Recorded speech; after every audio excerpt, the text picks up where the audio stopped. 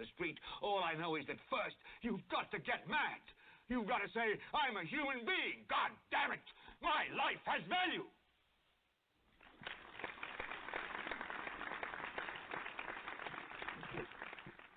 Welcome back to In Black America Radio. This is your host, Rasta B.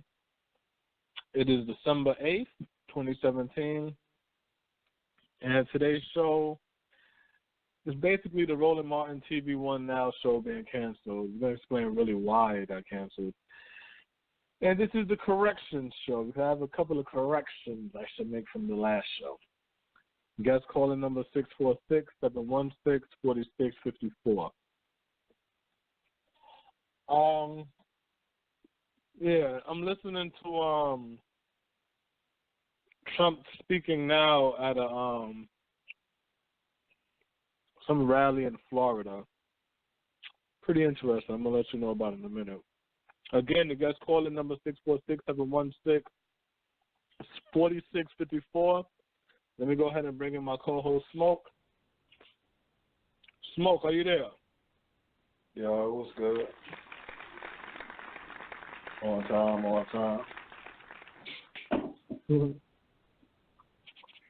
Man, he out here talking, man.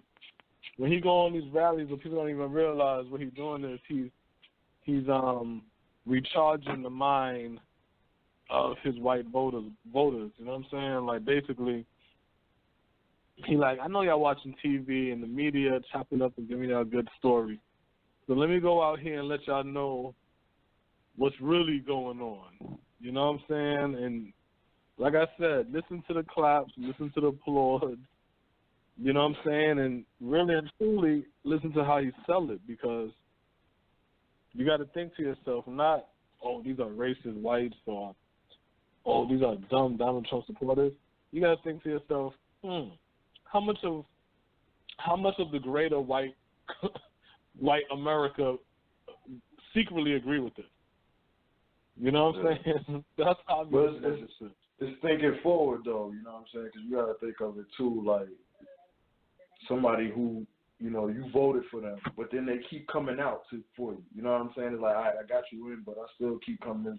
You know, keep him fresh on their mind. You know what I'm saying? So they following and wanting to keep up that support. You know what I'm saying? So that's just him, you know, going forward for the next election. You know what I'm saying? He's starting that shit now. Like, keep rallying him. You know what I'm saying? Yeah, because at the end of the day, you got to look at it. It is the media versus the people. It's been like that since the beginning of the election. You know what I'm saying? It's been like, oh, and I forgot, I should have added something else to the title. I might add it later or something like that, but we also going to be talking about this whole impeachment of Donald Trump stuff. We're going to get that update, too. Yeah, man. So, Smoke, what's going on, man? It's Friday. How was the week? Shit, man. It seems like a long-ass week. Man, this has been a bit, and it's been raining out here for like the last 3 days or so, you know what I'm saying? It's been dreary. I've been looking forward to Friday, you know what I'm saying? The day work week being over. It was just one of them type slow weeks. That's about it. Nothing major. Yeah, I got that snow flurry shit. Yeah, I see y'all getting a little, oh shit, it ain't too much for it, so. Yeah, man, that shit, oh, man. So, yeah, I got caught in that shit, so, you know, I was a little exhausted about that. But, Traffic. other than that, let's just jump into this. Did you ever get the, because I don't want to talk about Roland Martin right now. I want to talk about, I think this is it. I want to talk about that impeachment. Yeah. Oh, no. Yeah, I read that. Read the article. What I sent you? About the impeachment? Yeah. Yeah, I had peeped that one. All right, hold on. I'm trying to. You got yours? I'm trying to pull mine up. Oh, no, I ain't got to pull it up. Okay. I'll grab it real quick. No, I got it. Yeah, I got it. Before I get it, I'm going to read the first one, the first thing. This is back in September 7th, 2017. Trump impeachment could be demanded by powerful congressional Black caucus after meeting next week. Remember how we read that story a while back, and they talked about how the CBC was among the first parties in Congress to call for the impeachment of President Richard Nixon when it filed a resolution in the House of Representatives in 1973. The following year, Nixon resigned with his impeachment considered a virtual certainty. Representative Al Green of Texas became the first Democrat to call for Trump's removal from office in May. He later supported California Representative Brad Sherman when he introduced articles of impeachment against the president the following month, alleging obstruction of justice over the firing of FBI James Comey. Representative Maxine Waters, one of Trump's fieriest critics, has also called to impeach Trump. And Representative Gwen Moore became the most recent member to do so, following Trump's blaming of both sides for the violence in Charlottesville. Right? For the sake of the soul of our country, we must come together to restore our nation's dignity that has been robbed by Donald Trump's presence in the White House, Gwen Moore said. She's a Democrat from Wisconsin. My Republican friends, I implore you to work with us within our capacity as elected officials to remove this man as our commander-in-chief and help us move forward from this dark period in our nation's history. Right? Now we're going to fast forward to December 6th. Trump impeachment vote shot down as a majority of House Democrats joined Republicans to kill the resolution. The U.S. House of Representatives has shot down the first formal attempt to impeach President Donald Trump. A bipartisan majority of legislators voted to table or kill the articles of impeachment introduced by Representative Al Green of Texas. 127 of the 194 Democrats in the House voted to table the resolution. I'm going to say that again. 127 out of 194. Okay?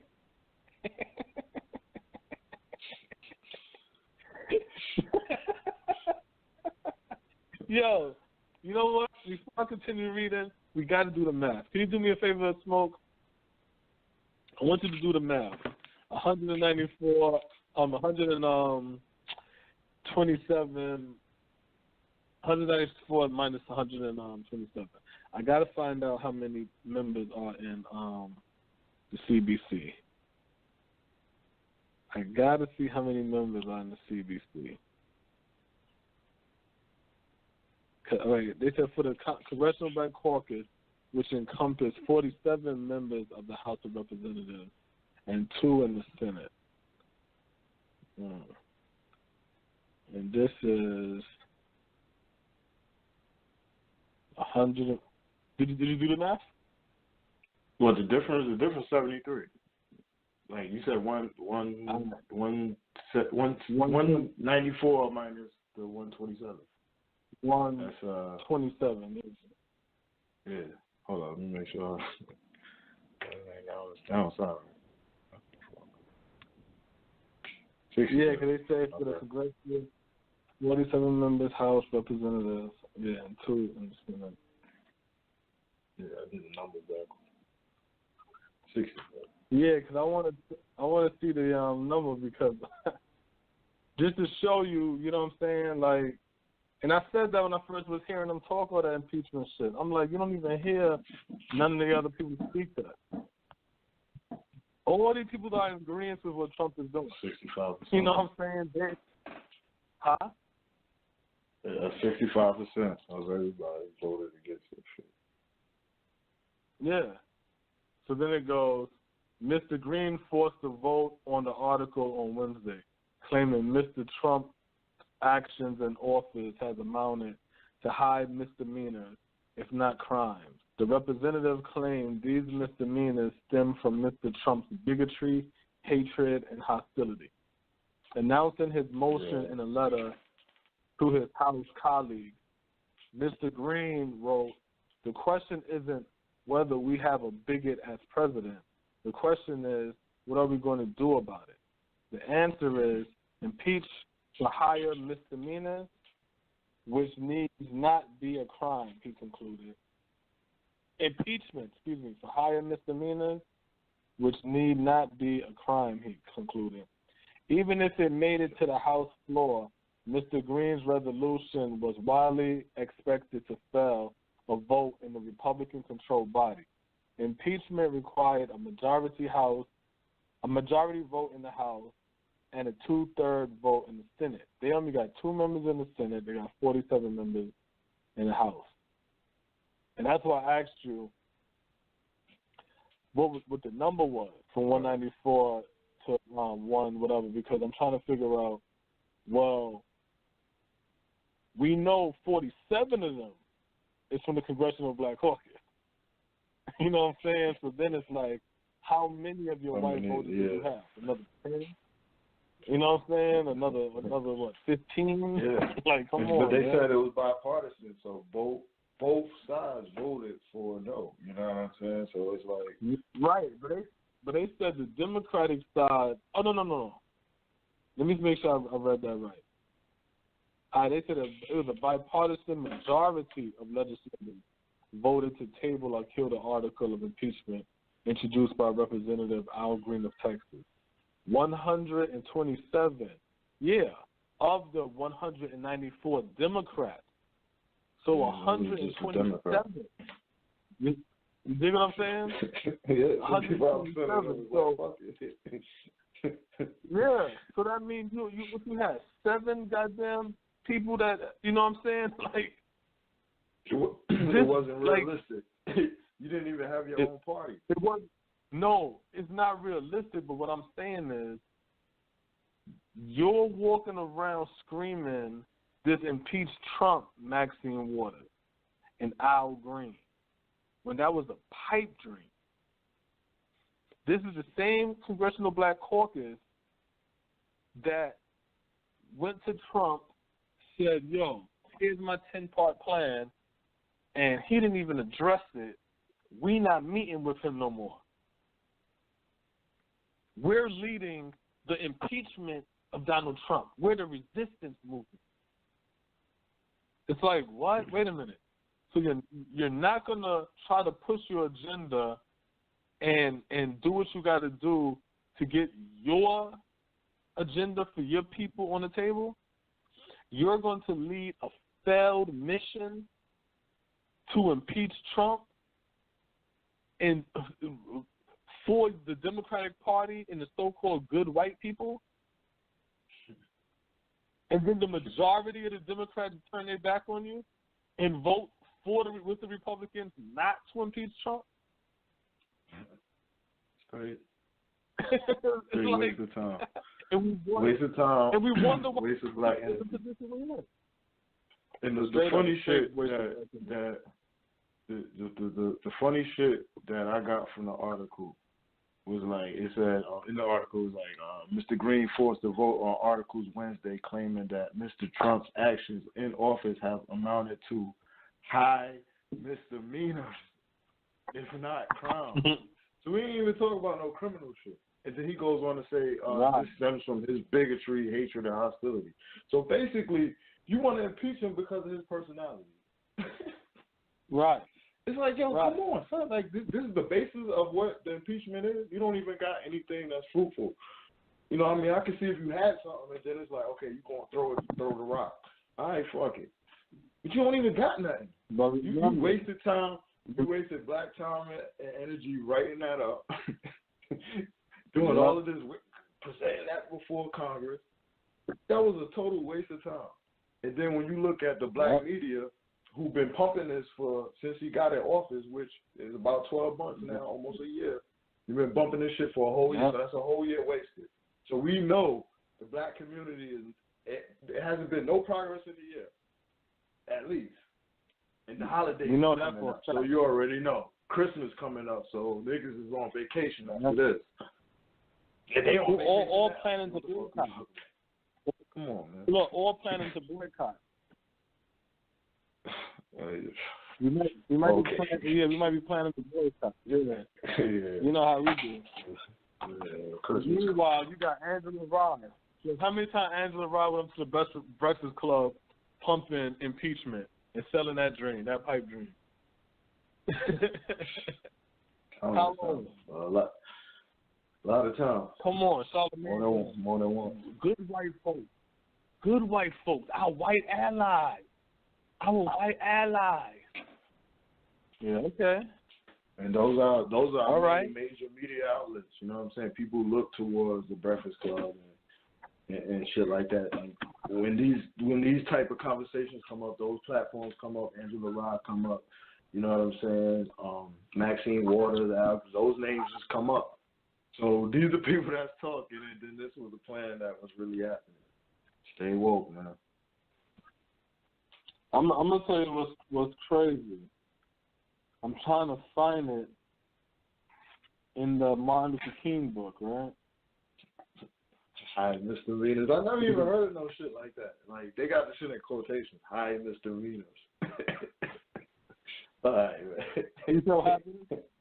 You know what? They got the term high misdemeanors. Like, what is that? He got a additional cell phone bill or something. He going over the budget or something. Like, yo, what are you talking about?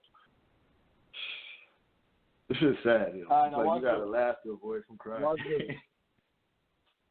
So watch this. This is from Martin Luther King, Chapter 1. Where do we go from here, KSL community? When Negroes look for the second phase, the realization of equality, they found that many of their white allies had quietly disappeared. The Negroes of America had taken the president, the press, and the pulpit at their word when they spoke in broad terms of freedom and justice. But the absence of brutality and this ain't the one. Nah, my bad. This ain't the one. This must be another page. There's a part on there where he talk about how the white allies end up realizing that they got more in common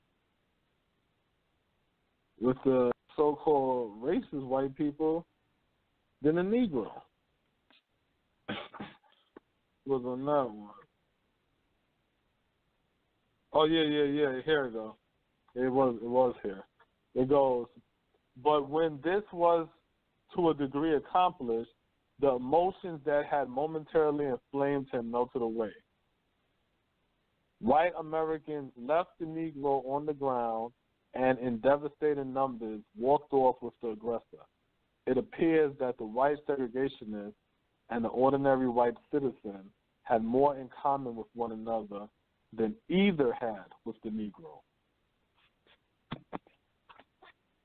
You see what I'm saying? So what happens is we sitting around over here a couple of months ago, white allies and use your white privilege to fight against this and all of this dumb shit. Okay, y'all kept getting fed this pipe dream. If you listen to the prior shows, we laughing at the idea of Trump being impeached. You can go to the show called "You Can't Impeach the President," like a 90s blue tape. You know what I'm saying? Let's not forget, that's the name of one of the shows. So you can listen to that and hear the laughter and joking, and then come to the grips and the realization right now that the majority of the Democrats voted with the Republicans in a bipartisan effort not to impeach Trump.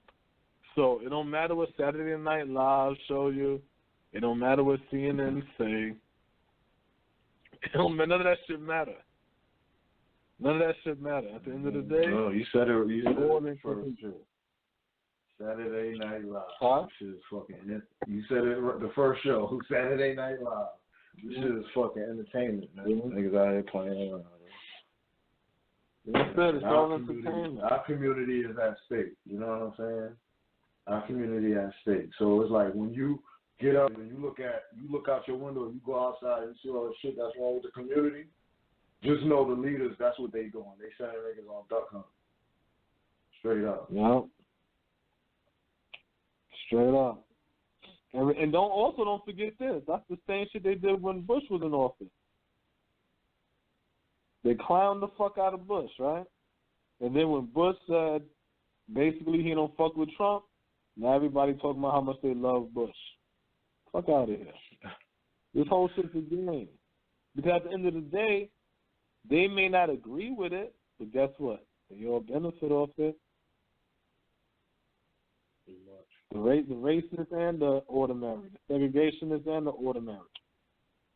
The ordinary benefit off it too, because at the end of the day, he's fighting for whiteness. So even if you, as a white person that don't agree with it, you still benefit if he wins. If he loses, then nobody knows how you truly feel. If he wins, you still benefit. You still operate in it. You can say, "Oh man, that's foul, Rasta B, that you can't walk through the front of the damn restaurant with me. You got to walk to the back." So, hey, I'll get a seat. I'll save you a seat. I'll find a seat to sit at, and you know what I'm saying. So when you do walk in, you don't gotta, you know what I'm saying, look around and it's like you're not gonna suffer off of that. You're gonna benefit off it. So it don't mean nothing. So when we sit there talking about we need an ally with people and all kind of shit, that's stupid. Because if we win, we benefit. If we lose, we suffer. That's our reality. That is not their reality. They don't benefit with Trump being impeached because everything that they're complaining about, they really want. Go ahead, Smoke. That's real, man. That's real, man. It's just sad. Just the waste of time and resources, man. Just everything that went into doing that. So you know that, okay, when our so-called leaders want something to get done, you know what I mean? The vibe of the country was, and especially the black community, was to impeach the president. So our leaders, they feel that, or they pumping that to us. Point being is that if there's a certain cause, then you know that a bill could be written up or whatever you want to call it, and it could be put before Congress. So why we don't got other shit doing? Why are we not doing that with other shit? Why are we not doing that with programs for the community? We could put that up. Okay, cool. So that means we got the ability to do it. So why is it not happening when it comes to the shit that we need for the community?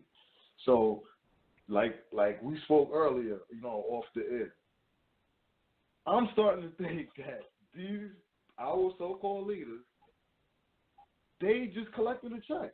They know that keeping the black community in the state that it is keeps them on top. Keep them getting they 100, 200,000 a year. Keep their kids fed and grandkids going to college and shit. All at the expense of the black community. They know that shit. They have to know it. I refuse to believe that black people that dumb. Our people that work their lives with the college, all that, work their way up. They in Congress, they senator, mayor over here. I refuse to think that our people that stupid. So they just collecting checks, knowing that this is a revolving door, but they good. Those the coons, man. Yeah. Those the real coons. That's the real coon. You got one of them going to jail. I don't know her name. She out of, I think, Florida or some shit like that. Talking about she done spend money on lavish trips and all kind of shit like that. 3 people got to go to jail behind that. They're exploiting the youth. Kwame Kilpatrick, the first hip-hop politician, mayor, some shit. This nigga got strippers in the fucking shit. Just ignorant. You know what I'm saying? You're not even worried about it. You know what I'm saying? Like, come on, man. Come on, man. And then when they take the nigga down, what you gotta hear? Oh, he's a white man trying to image after the brother. Come on, man. You gotta show me what he did. You gotta show me what he did. And I ain't talking about what he. No, I'm talking about how you strengthen your economy. If you can't show me that, I don't want to see. I don't care what you do. I don't care what programs you start up. None of that mean nothing. How you strengthen all them shit black is economy? Is what? All those little programs and teach the youth, shit like that. Those are just band-aids on the problem. So it's something that can be touted up as big in the media. Oh, look what's going on in the black community, but that's only helping a few kids. Blessings to them that they can get that. But what about everybody else? And so we have to. When you sit back and just listen to what we've been talking about the last few weeks with this impeachment, it paints a broad stroke over the whole black community. It lets you know that there's no progress being made. And you know what I'm saying? And that's what nobody's talking about. When you can sit back and you go open up a book from 50 years ago and, you see issues in the black community that's being pointed out by MLK. And then you fast forward to 2017, about to be 2018, and you write a list of the problems in the black community. They're the same thing. It's like, damn, man, what we've been doing? Yeah. That's a sad, harsh reality, you know what I mean? And that is a harsh reality. Because that is the question. What the hell are we doing? We damn sure ain't following no type of code. You know you're not following the code because, no, I'm not supposed to be reading my condition in a book Martin Luther King wrote, Booker T. Washington wrote, Marcus Garvey wrote. You know what I'm saying? I shouldn't. Because if I do, you know good and damn well what that means. Ain't no progress being made. Because if progress was being made, we'll be having new problems, trying to solve new situations. No, we sitting around over here, just like with let me do one of the corrections. So congratulations to the sister Keisha Lance Bottoms, right? Now, yeah, once again, I thought, just like with Kasim went, shit, I'm not going to read. Just like when Kasim fucking won, I thought Mary Norwood was going to win. Because I'm watching the gentrification that's going on. And how they trying to weaken that black Atlanta strength. You know what I'm saying? They'll let you know we have strength, but we don't got a lot of strength in Atlanta. We don't got a lot of strength in Atlanta. You know what I'm saying? Because she winning like the same little margins that Kasim won. These are small margins. These aren't large margins. 700 or 800 votes. Yeah, those aren't large numbers. But I let you know that the power, that's just fading away. All they got to do is wait. Really, let's say Keisha Knight Bottoms have 2 terms. All they got to do is wait after her 2 terms and try again. Strategize, yeah. And they might, yeah. And patience. Strategy and patience. You see what I'm saying? Because the one thing I noticed about that was, like, you know what I'm saying, like, watching, like, social media, news and things like that, you know what I mean, people, especially, like, you know, people from Atlanta, it wasn't up until, like, that week of, you know what I mean, where you saw a full court press for people to go out and vote and things like that. And, you know, that press could have been the difference, you know what I'm saying, which is sad. No. You know what I mean? But lucky at the same time, because you've seen it, like, a lot of Atlanta stars, Killer Mike, bunch of people, you know, they all T.I., all, you know, blasting to they, you know, IG fam about, you know, voting and getting out there and doing it. You know what I'm saying? And I'm pretty sure they affected somebody who was, like, just chilling, like, all right, fuck it, I'm gonna go vote. You know what I'm saying? But it's like, when you saying that that's a black city, then that should be on lock. Shouldn't even be no question about what's about to happen with votes and shit. Everyone should be out there and so forth. So, you know, luckily in this case, she was able to win. Keisha Lance Bottoms was able to win. You know what I mean? But when you look at it, like, it was like a lot of last minute push. Is basically what I'm saying. So, again, when we gotta take shit like that seriously, you know what I mean? Because it would have been sad to lose 40 years of, you know, black leadership because, you know, cats wasn't voting. You know what I'm saying? No, but it's not really even about us not voting. It's about what are we getting out of it? Just like Jay-Z said. Yeah, that too. Fuck what we selling. The fuck is we getting? You know what I'm saying? We talking about all this shit we selling. What the hell we getting out of this shit? So I'm voting for black mayors, but what the fuck am I getting out of this shit? You know what I'm saying? I'm not getting nothing out of this. And that's when you start to get this interest in voting. And then that's when you start to get black people saying, shit, might as well try this Chinese guy. You know what I'm saying? I might as well try this Latino. Might as well try this white person. Because I've been trying black for 50 years. Ain't getting nothing in return. And we're never going to get nothing in return because we don't got an economy. So we're not going to feel the benefit. So we're not going to see the importance. You know what I mean? That's how the game go. Definitely. That's how the game go.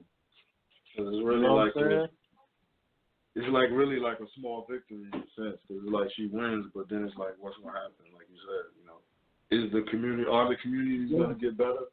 You know, because they, you know, I don't know. I'm not familiar with all of Atlanta like that, but I'm pretty sure. It's not even about community. It's not even about that. All that's bottom level shit. You know what I'm saying? It's about economy. Because, see, the question is, who controls the politics? So, if, you know what I'm saying, like, if we don't know who's funding and who's putting money into these politicians' pockets, we never gonna have no power. Matter. Yeah, it doesn't matter. We have to have the power, which is an economy, to fund our agenda, so we can pursue our interests. We don't pursue our interests because we don't got the money. We don't got the money because we don't got the economy. We don't got the economy, so we don't understand what, like with the football shit. The NFL going to donate this amount of millions of dollars to this different charities. We don't know, like, what these charities are going to do for black people. Why? Because we don't have an economy.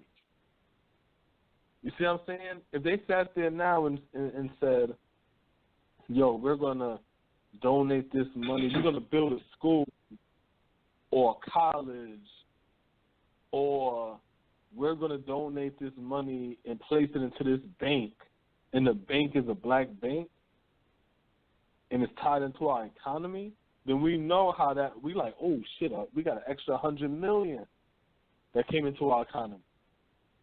That'll trickle down through loans.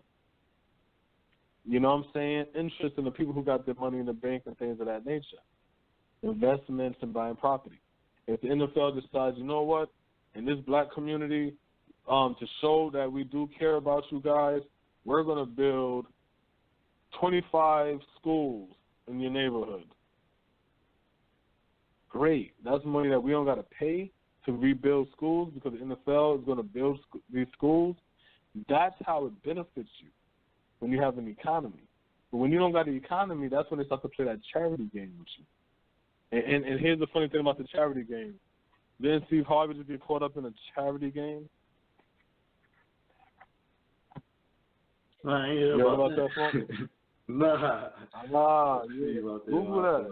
Google that, man.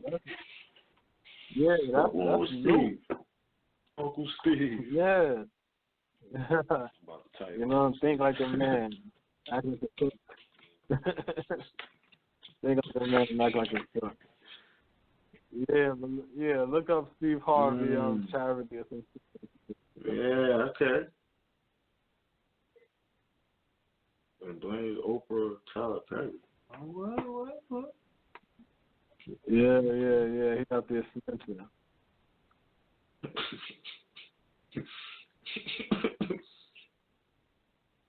What's Tyler? Yeah. So the whole point of me bringing that up is to say that's what the charities are. You know what I'm saying? Charities, these are different people that got the control over that. You don't know the tie into that shit. You know what I'm saying? A lot of times that do be a hustle for a lot of people. So you donating $100 million to a charity. Okay, let's say one of the charities is some one of these black boulets who get the money and shit and be like, yeah, okay, now that I got this check, I'm gonna tell the niggas to shut up. That don't benefit us. You paying our gatekeepers. You know what I mean? You paying the gatekeepers. How that benefit us? You know what I'm saying? That's why I'd be like, that's why I always stress the importance of an economy, because that's the whole circle. You know what I'm saying? Guest calling number 646-716-4654. This is in Black America Radio. Roland Martin's NewsOne now canceled in the correction show. So I already did my first correction was with Keisha Lance Bottoms. I got to think about this. I'm going to say the second correction before the show's over. What you were saying, Smoke? Yeah.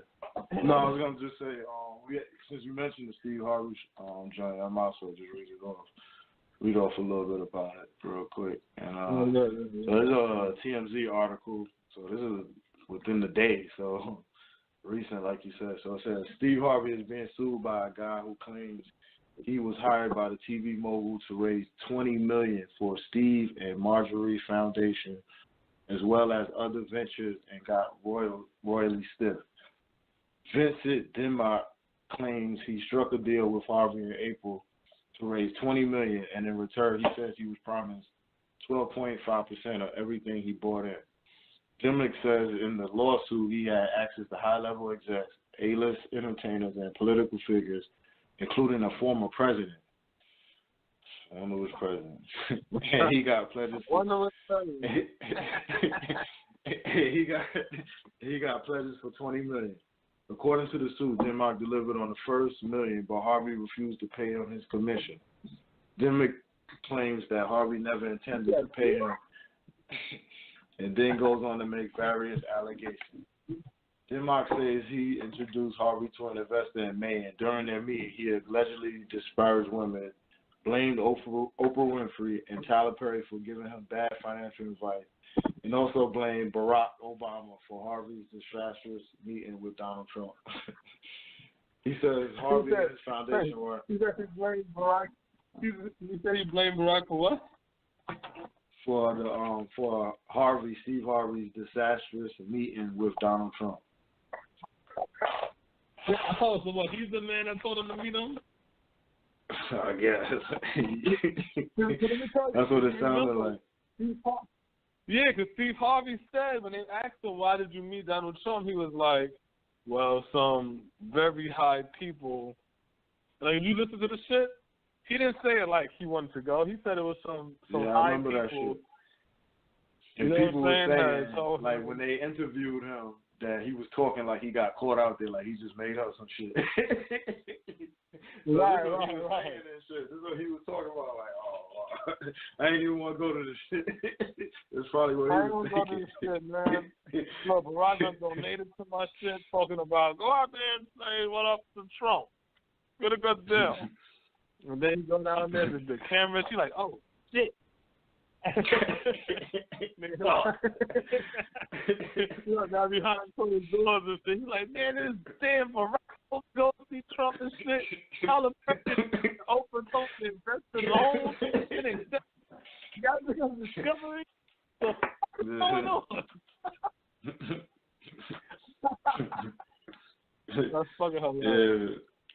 Yeah, so they basically saying Steve Harvey is not paying that dude for the money that he helped raise and shit. So he's supposed to be getting 12.5% commission off of whatever he raised. So he's saying he had $20 million. He delivered $1 million to him, but he don't want to get his 12.5 with it. $125,000 and some shit. Yeah, so like I said, that's the charities. That's the charities. So these NFL people are going to donate to the charity, and a lot of these charities be scams. But I don't mean shit, basically, is what I'm saying. Yeah. We got another hour. I think this would be a good time to talk about a show that I listen to and reference a lot, which is Roland Martin's NewsOne Now. It was canceled. I played a lot of clips on the road. A lot of clips. And the last show is going to air on the 21st of December. The last live show. So, the reason why it got canceled is because of financial reasons. So they're cutting the show. If you read between the lines, you understand that financial means ad revenue, sponsors. So, because black people don't understand that, I'm reading everybody talking about boycott TV One, and, you know, the whole, you know, Roland Martin talking too much truth, and the white man took him off and all that fucking shit. Roland Martin being taken off the air is just another example of the importance of having a black economy. Straight up and down. Because you need ad revenue to keep the show on. But if you don't have business, you're not promoting product, you're not paying for commercial time, these shows are not going to stay on.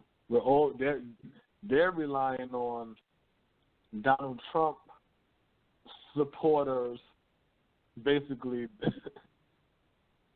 to keep them on the air. Because you know the corporations that's Trump. So because we don't have an economy to keep him on, that's why he's off. How do you know that's true? I'll give you two examples. This example, the second example, you're going to have to explain smoke. That's with the sports. But this example, I'm going to use Bill O'Reilly. Bill O'Reilly was on the air for X amount of years, making multi-million-dollar a year. Like crazy numbers, you know what I'm saying? Like $30 million a year, some shit like that. But Bill O'Reilly was bringing in serious ad revenue. So even when he was sexually assaulting women and going to court, they was willing to pay the settlement out of the ad revenue. Same ad revenue that pays him. But not to get rid of him because he's the one that brings in the ad revenue. But once people start going public about Bill O'Reilly and the attacks to tell him to leave kept getting louder and louder, Bill O'Reilly was still on the show. Until when? Until he started losing sponsors, which loses the company money, which now puts me in the red because I'm paying this guy $30 million a year. He used to bring in $500 million. Well, let's say $100 million a year he brings in. And I give him $30 million. I keep $70 million. But then $50 million ad revenue leaves.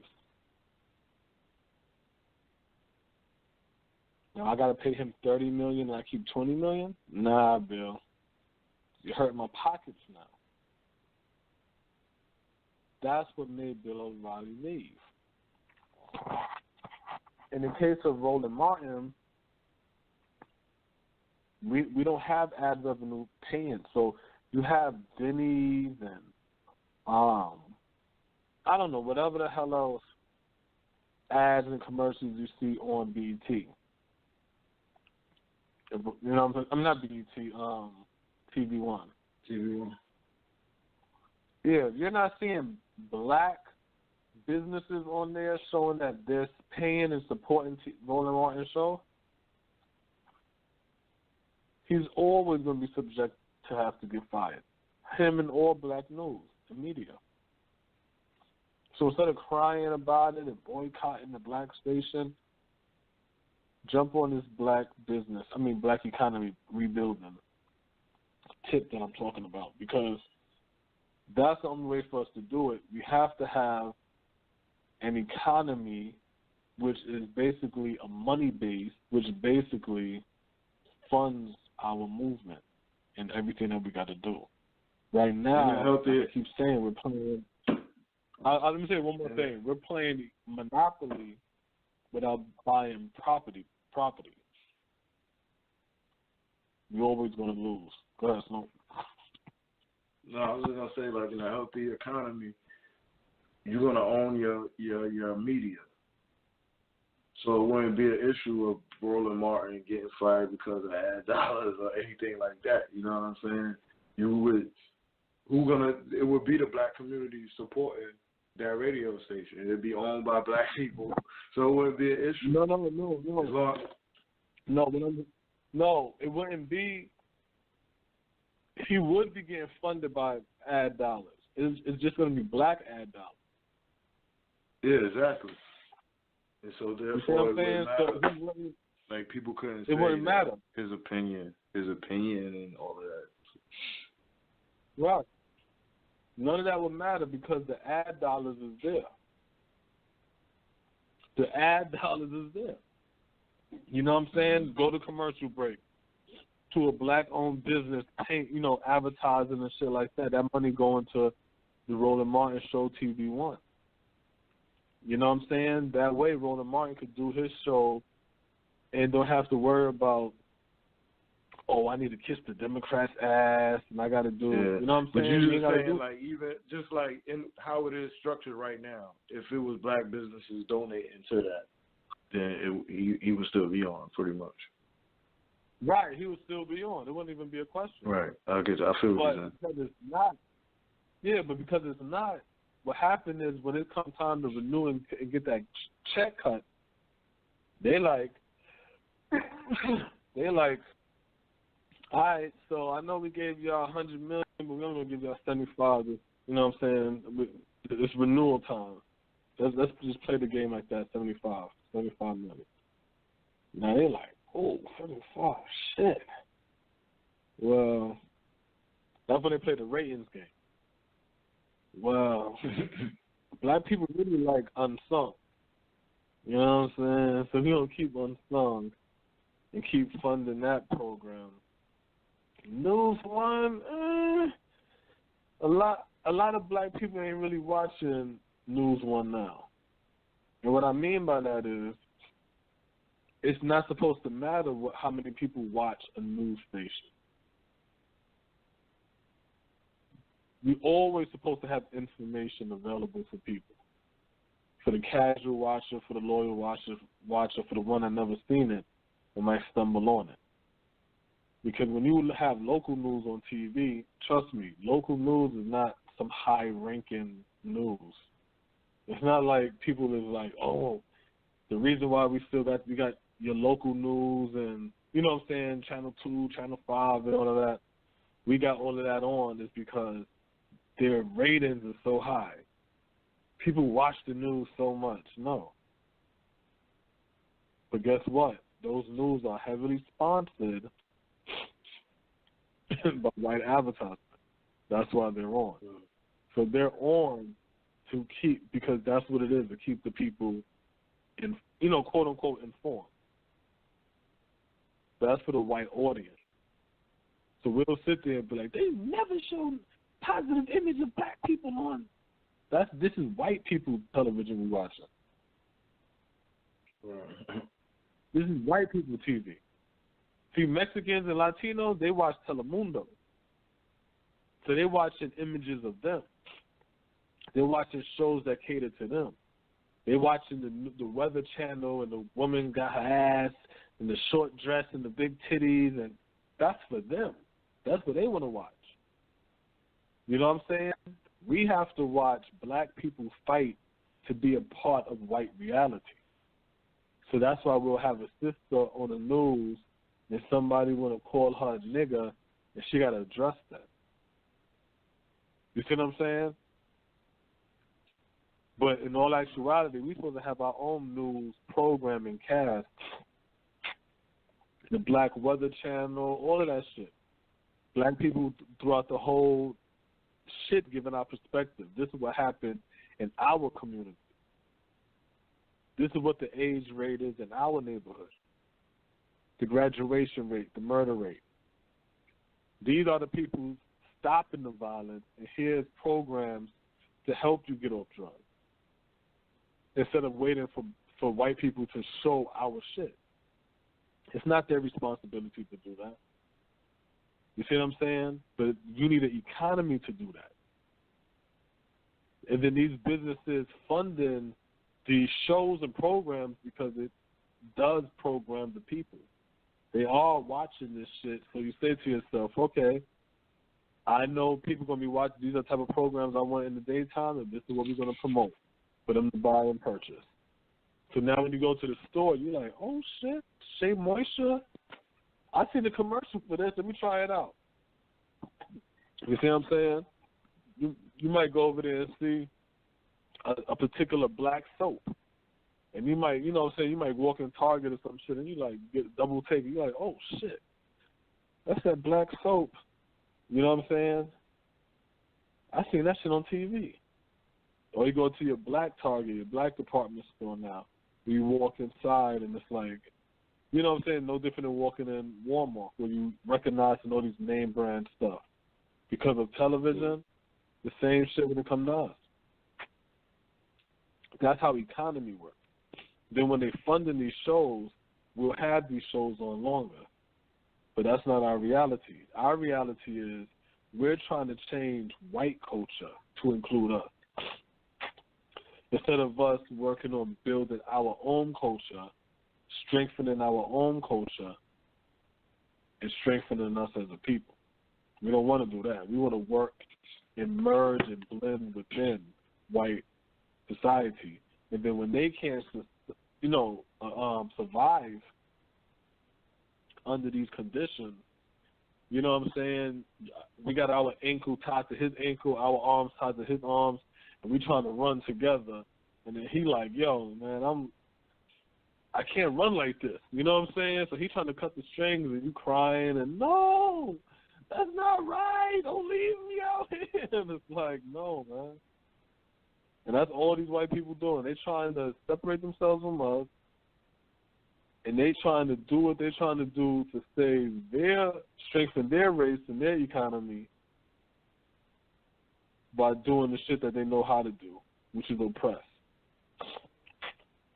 Black people, instead of us doing what we have to do, to strengthen ourselves up so we not be oppressed, we don't want to do that. We rather try to merge and blend into their system and then complain about shit that we shouldn't even be complaining about anymore. But Smoke, the second part of what I was saying is the sports aspect of ads.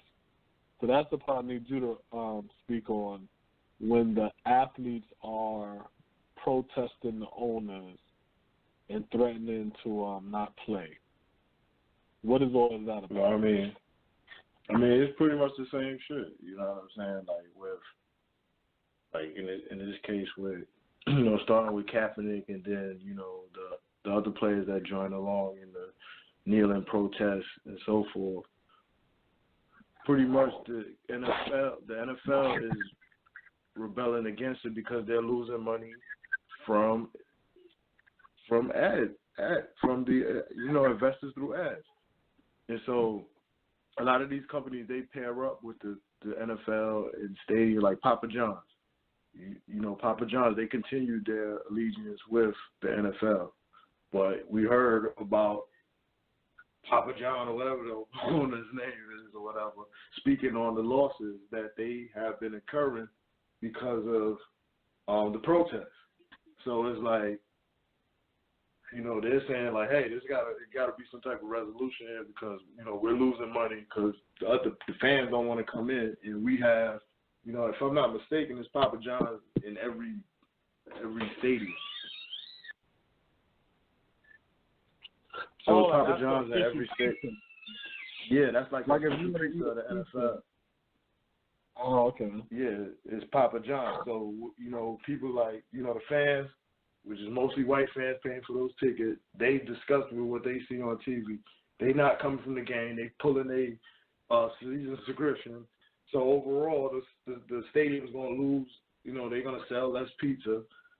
Now it's less money. You know what I'm saying? So not only with just ads, it's just like you have those partnerships that, you know, people start, you know, wanting to pull out of.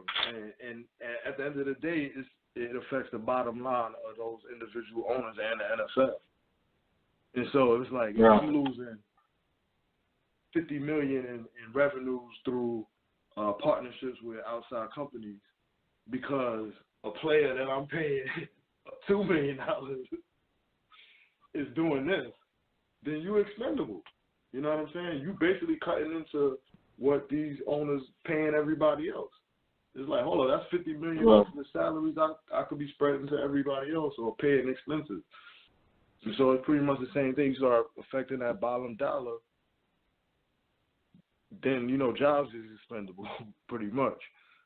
Yeah. You know, especially in the NFL where the contracts is not guaranteed. So, you know, outside of the current year, I think if you play like up into the second or third preseason game or something, you like guaranteed for that year. Like you'll get your money for that year if you get hurt or some shit like that. But you could have just signed a 10-year, billion-dollar contract, and they could cut you that next year with no, like, oh, we losing money? Okay, cut. So the NFL really is like about just a bottom line league. Even with the players, you know, you'll see organizations that lose, but they in big cities, so they making money. They don't care about paying the players all this shit. So you got guys out there just running back and forth just for a profit for the owners. So all that shit goes into effect. People that's giving money, once that shit starts slowing up, then jobs, they gonna cut costs because the owner at the end of the day, you want to see green. You want to be in the black. So I don't care if the janitors got to get cut. You got to start cutting everywhere. And a lot of that money comes from those companies that want to promote their shit based off the NFL or NBA or anywhere. TV One, whatever. Yeah, see, but because we don't know that, or maybe not aware of that, I started reading the comments and shit. Like I said, boycott TV One. The white man took off, Roland Martin, because he's talking that truth. Oh, that's what Roland Martin gets for cooning for the Clintons. You know what I'm saying? And it's like that same little thought process kicks in because we don't know that this shit is ad revenue. That's why BET can never keep their. Yeah, but see, that's why BET could never get their BET News, up and running. Like they always had it, but they got rid of it. It's like if you watching TV and shit. You know what I'm saying? You watching what you want to watch. So if your girl's sitting over there now, you may not turn on. You know what I'm saying? Like I don't know, the Life channel, not Life, Snap or some shit like that. Oh yeah, Lifetime channel and all that kind of shit like that. You may not turn on that shit.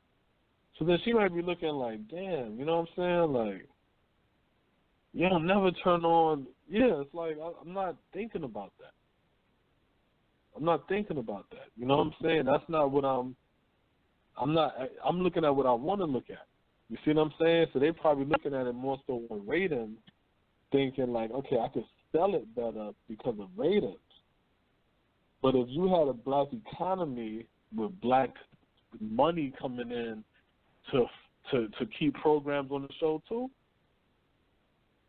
yeah, the Roland Martin show, there's no way you wouldn't want to keep informative information on your channel.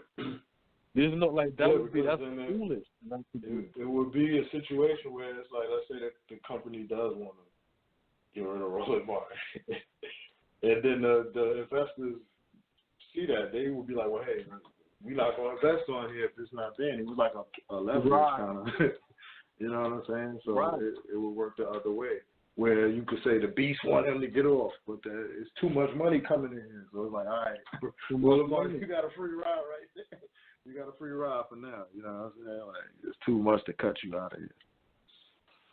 Yeah, and that's why, and we know that because that's why we'll say, check the sponsors, and we're going to boycott the sponsors. So then what happened? The sponsors get nervous. And that's why they like, listen, we don't want to do no controversial shit. We're going to you know what I'm saying? That's when that shit happens. Yeah. So we know that. So at the end of the day, it's like, but see, we keep looking at white people shit thinking it's ours. That's why we never think to ourselves, okay, well, why don't we do it ourselves? We keep thinking it's ours. No, we got to say to ourselves, okay, we need to recreate our own businesses so when we boycott, we're not boycotting, we're just redirecting our money from white business to black business. And then these black businesses, y'all got to come together. Y'all pay for the advertisements and things of this nature. Like I said, every television show has to have news. You have to inform the people. So it's like, that's not even a question. But because we don't have an economy, that's why a lot of these things don't click correctly. And then we keep coming up with these weird reasons why shit don't work. Oh, white supremacy, racism, and all kind of shit. Yeah, all right. You know what racism, white supremacy is? Racism, white supremacy is the Mexican who killed that white girl, and then he got off. You heard about that case? Nah. You be having a fucking index of the goddamn news. This is a recent case? Google that shit real quick. Yeah, it's a legal Mexican killed the white girl and got off. Google that. Yeah, because what happened is he killed Shorty. He gets off. You know what I'm saying? The jury, you know, makes him they acquits him pretty much. He gets acquitted. So he about to walk, and Trump them like, what? Yo, put the feds on his ass, retrial him for something else. And now, basically, you know what I'm saying, he's going to be found guilty, he's going to be sitting in jail. That's what racism, white supremacy is. You understand what I'm saying, Smoke? Racism, white supremacy, I said the Mexican dude killed the white girl. The jury acquitted him. Right? He's a legal immigrant, kills the white girl.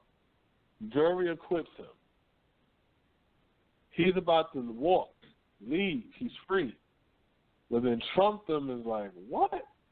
They stick the feds on him. Hit him with some federal charges, and now he got to go to court for that. Right, well, he got to go to court for that, and you know he ain't gonna win that, and then he gonna go to jail probably forever. You know what I'm saying? So that's what racism, white supremacy is. Racism, white supremacy ain't this bullshit that we complaining about.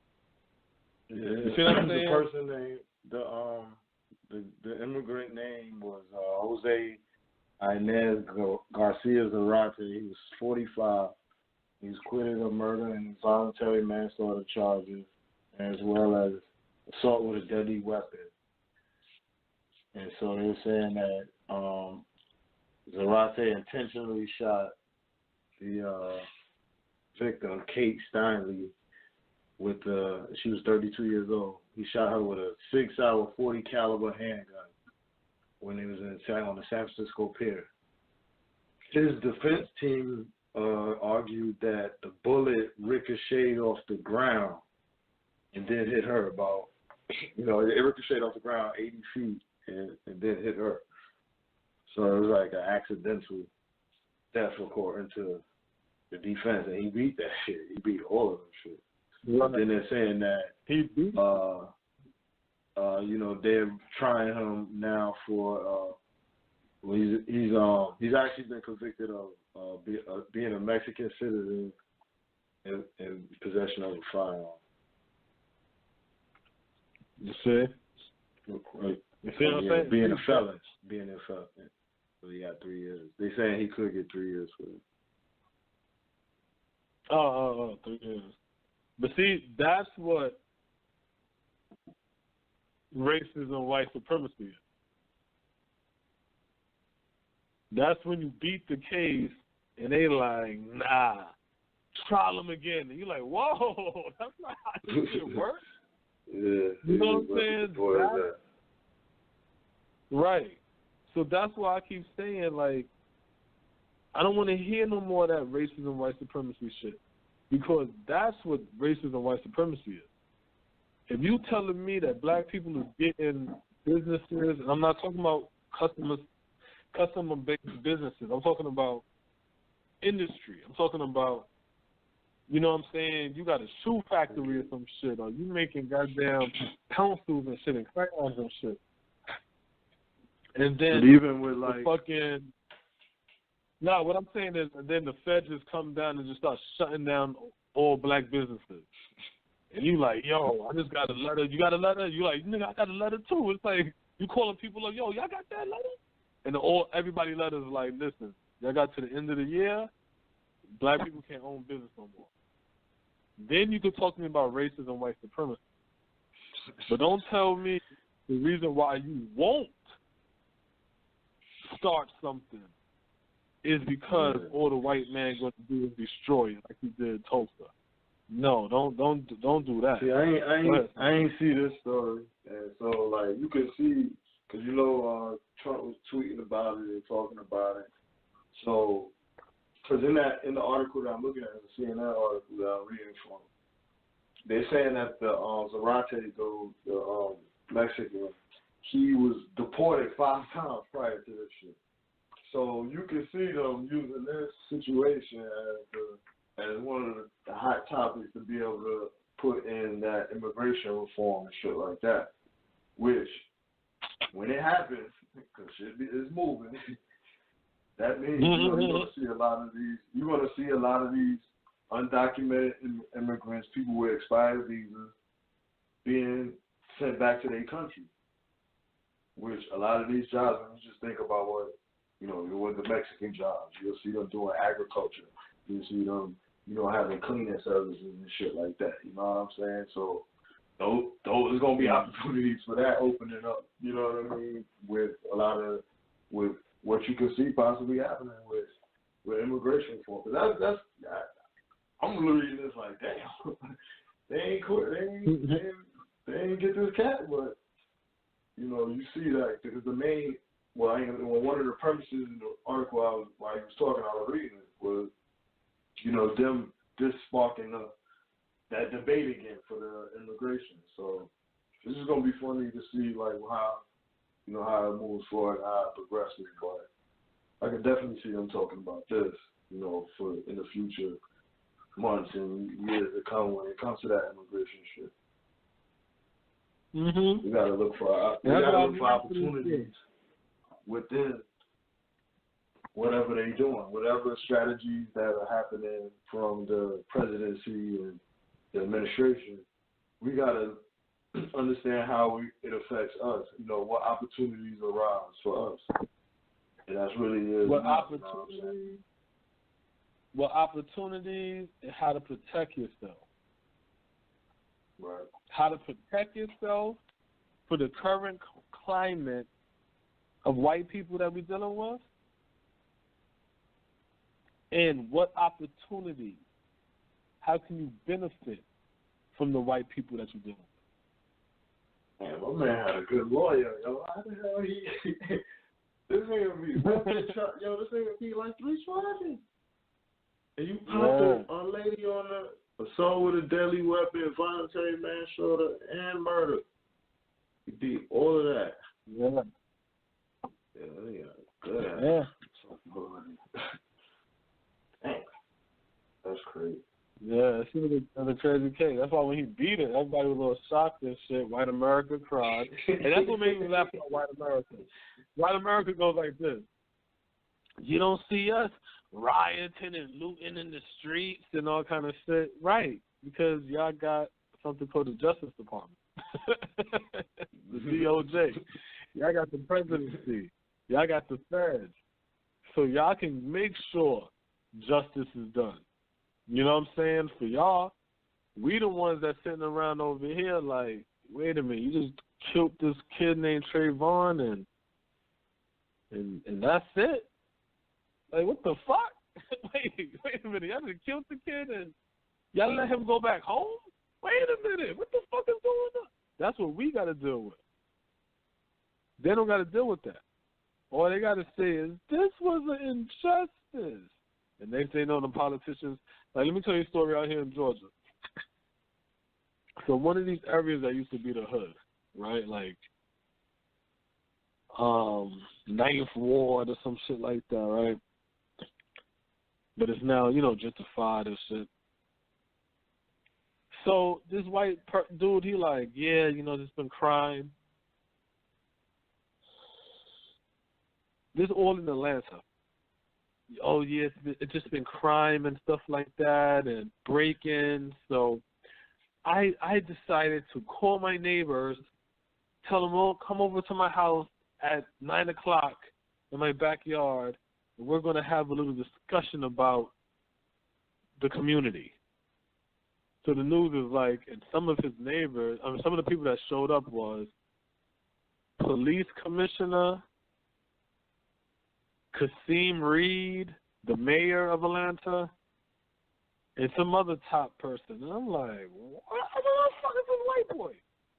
Because he on the news, and he's talking like a regular citizen. And he's out there saying, I called the neighbors. It said it started with him and the guy across the street, and then the guy next door to him heard about it and called the other guy. You know what I'm saying? And that's how that shit, and then they went into the backyard to speak about this. All of that is a reflection of an economy. Black people, if we said, yo, the crime in our community, this shit got to stop, I'm going to call my neighbors, and say, yo, come in the backyard and let's have a discussion, I'm not saying you couldn't get the black people in your community to go into your backyard and have a discussion. I'm saying you ain't going to have the police commissioner there. You're not going to have the mayor there. And no other topic. Joe, before we go to another topic or whatever, just backtracking a little bit to that case we was talking about, the Zarate case. So it's saying this summer the House of Representatives passed H.R. 3004, the case law, a measure named for styling. The legislation would increase maximum prison penalties for immigrants caught repeatedly entering the U.S. illegally. So this white girl gets shot, you know what I'm saying, by an immigrant, some crazy kids. Next thing you know, you got, laws coming up, going before the House of Representatives. So you see a problem happen, so you want to say, all right, we're going to make sure if this happens again, we digging in this immigrant, we giving them the maximum penalty, whatever. We're gonna shoot this law and try to get this law passed.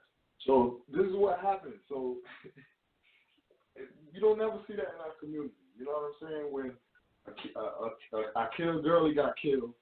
He got shot by police. They were saying he was walking with the gun out inside the project and he got nervous and shot. It should have been some law penalty for that. If that happens again, or at least bring something up. It's like, but we can go before Congress to put in, impeach Trump. So I thought that was funny, man. Yeah. See, but those are the things you start to notice. You dig what I'm saying? Those are things you start to notice. You start to look and be like, yo, how y'all got so much power to impeach Trump, but I never see y'all show the same type of energy when it comes to improving our communities. Improving your district, bringing business to your district, strengthening, and you know what I'm saying, things of this nature, like funding things of this nature. Ain't no Trayvon law. You can't follow somebody in court. You know what I'm saying? Ain't no the young boy who got shot in Cleveland out there in Ohio. The young boy to their rights. Ain't no Tamir rights. When you get a call from police and it's involving a little kid, procedure's different. You don't roll out and spray them. Like there's no rules. So it's like when you sit back and you think about that, it's like, all right, this is why things like this keep continuing to happen. There's no laws and nobody fighting for it. But these things happen under Obama, and our leaders was going to chill with Obama. Now they want to fight the new president, but they were chilling with the other president. But either way, it's no policy getting passed. Nobody's having conversations about building the black economy. Nothing. So it's like when you start seeing these things, it's sad. Then comes more sad. It's like, yo, man. We need to be able to just X these people out of the equation. Everybody who was talking that stupid shit. Yeah, all of them, I say, man, all them civil rights niggas got to go, man. We need some fresh blood, that new millennial blood.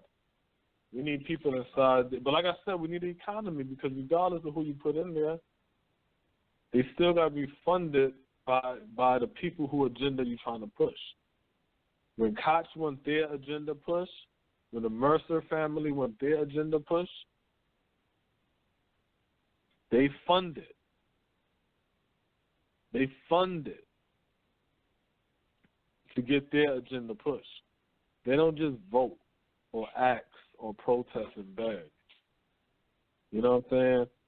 But I got another correction I just thought of. Guest caller number 646-716-4654 in Black America Radio, Roland Martin's NewsOne, now canceled. The second correction is the grade you have to have to pass the bar being a lawyer. I said it was 65, right? So I was talking to my sister, right? So I told her, the whole shit about the lawyer shit. So she was like, huh? I was like, yeah, 65. It's not 65? She was like, no. She said it's supposed to be 3 numbers. She like, you mean 675 or something 5, whatever the minimum. So so she was like, wait, let me see if there's a 65. I was like, nah, maybe you're right. I probably was wrong.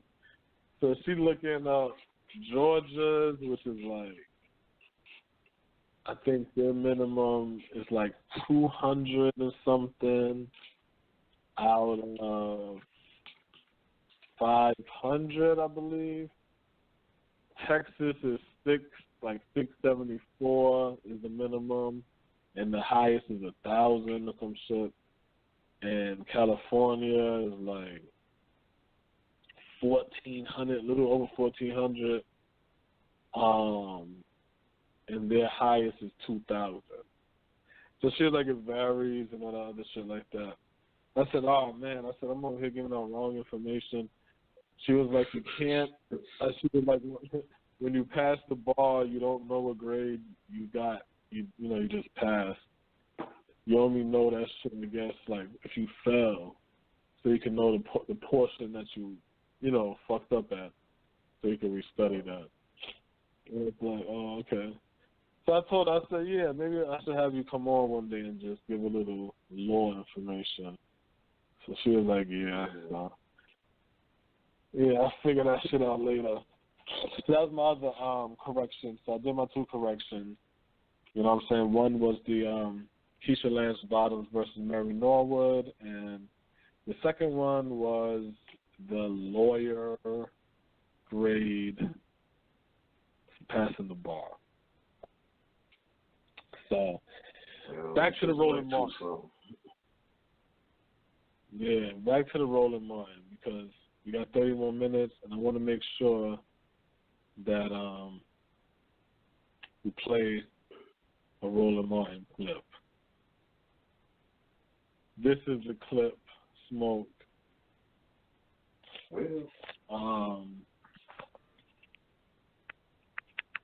This clip is going to be the clip of the Poor People's campaign. 2018 will mark the anniversary of Reverend Dr. Martin Luther King People's campaign. Well, a new coalition of activists from around the nation gathered at the historic Howard Theater on Monday to revive that movement. It is called the Poor People's Campaign, a national call for a moral revival. Junior, the Poor People's Campaign. 2018 will mark the 50th anniversary of Reverend Dr. Martin Luther King. 2018 will mark the 50th anniversary of Reverend Dr. Martin Luther King Jr.'s The Poor People's Campaign. Well, a new coalition of activists from around the nation gathered at the historic Howard Theater on Monday to revive that movement. It is called the Poor People's Campaign, a national call for a moral revival. Of course, Reverend Dr. William J. Barber. He, of course, has been mobilizing and organizing with others to repair the breach for the past 18 months, Alfred. And, of course, they're focused on various the same issues that the King was focused on. So they had the kickoff on Monday. Our cameras were there. For the 14 million poor children,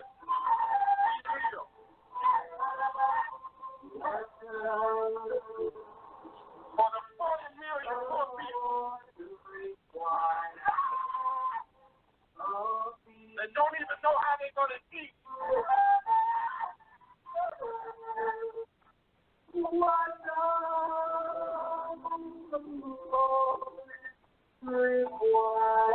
37 million people who are going to serve.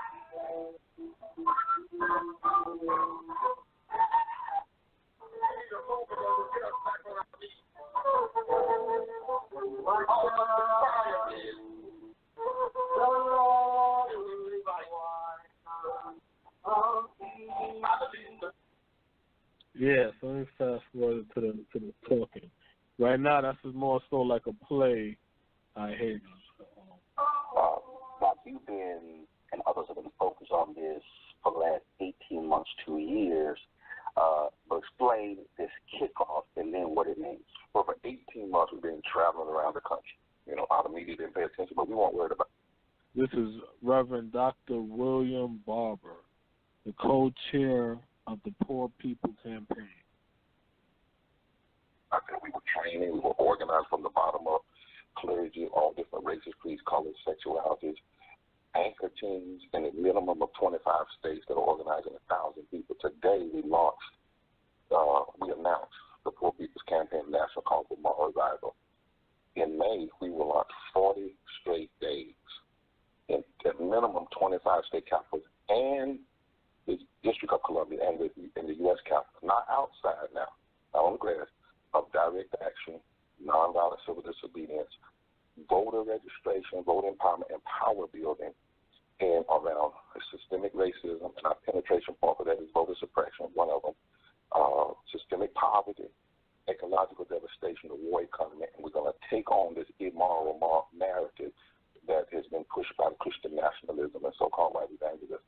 We have people there today from every state on Zoom. In the room, we had impacted people. We had 5, 6 denominational leaders, not preachers, but the actual leaders. 2 of them actually head their denominations who were in. We had a leader of the Union Room at SEIU. We've had 5 for 15 workers. The Apache Nation and other Native Americans are in the room. We're building this fusion coalition to launch this campaign.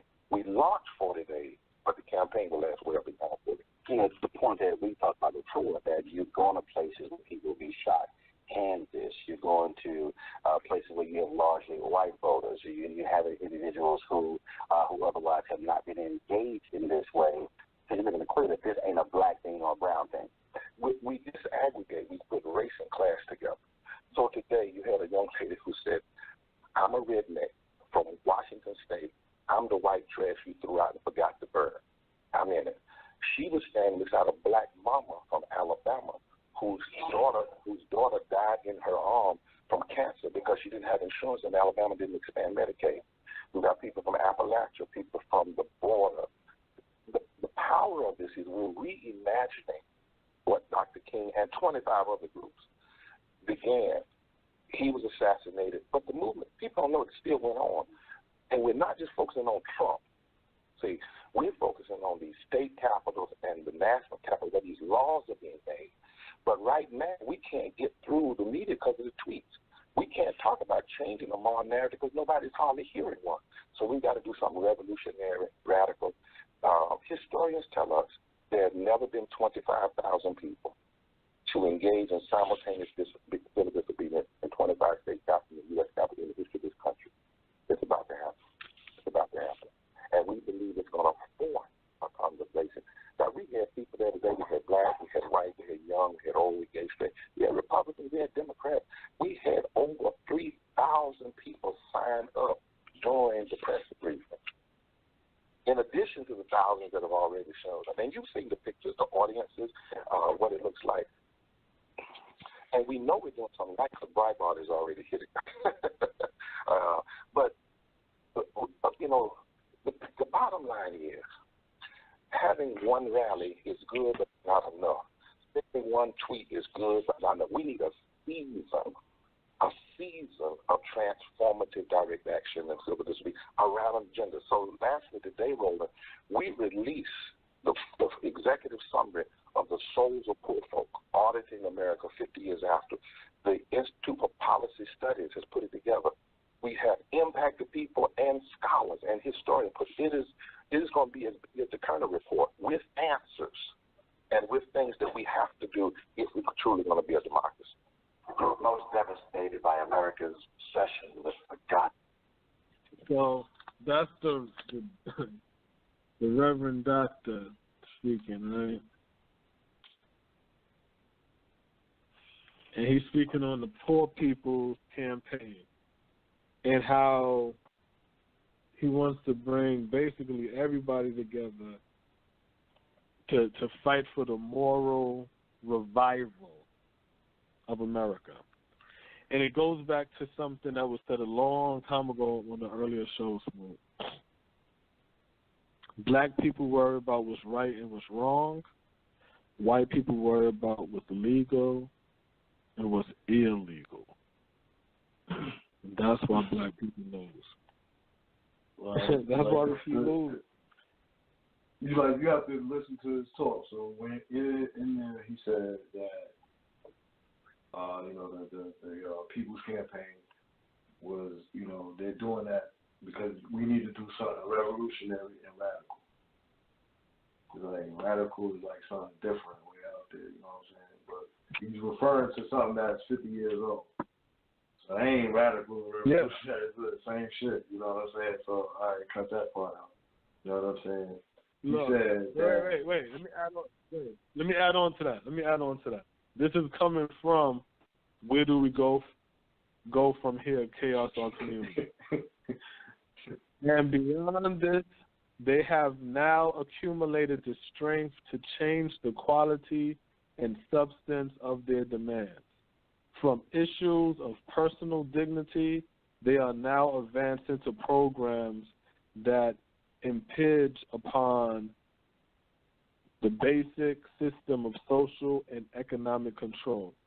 At this level, Negro programs go beyond race and deal with economic inequality wherever it exists. In the pursuit of these goals, the white poor become involved and the potentially emerge of a powerful new alliance. That's literally what King thought back then. Right. Yeah, like the second thing I picked up on from him was like he never really indicated that it was a black movement. You know what I'm saying? And so, while I was listening, I was looking at some stuff on the Poor People's Campaign. I actually went to the website.